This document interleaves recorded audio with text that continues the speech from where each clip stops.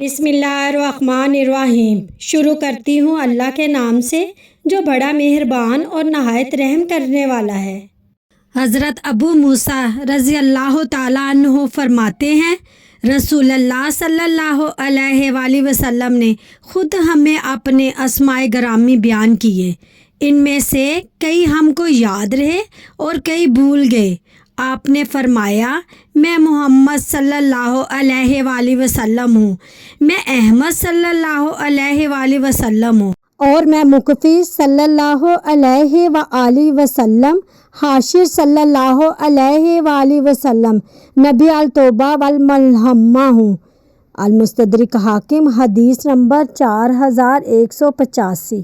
حضرت ابو رحم سہمی رضی اللہ تعالیٰ عنہ روایت کرتے ہیں، نبی اکرم صلی اللہ علیہ وآلہ وسلم نے ارشاد فرمایا، بے شک سب سے بڑا چور وہ ہے جو حاکم کی زبان چوری کرتا ہے، اور سب سے بڑا گناہ یہ ہے کہ آدمی ناحق طور پر کسی مسلمان کا مال ہتھیا لے۔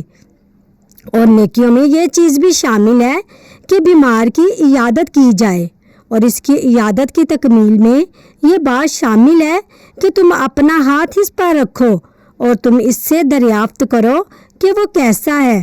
اور سب سے زیادہ فضیلت والی سفارش یہ ہے کہ تم نکاح کے موقع پر دو افراد یعنی لڑکے اور لڑکی کے درمیان سفارش کرو، یہاں تک کہ ان دونوں کو اکٹھا کروا دو۔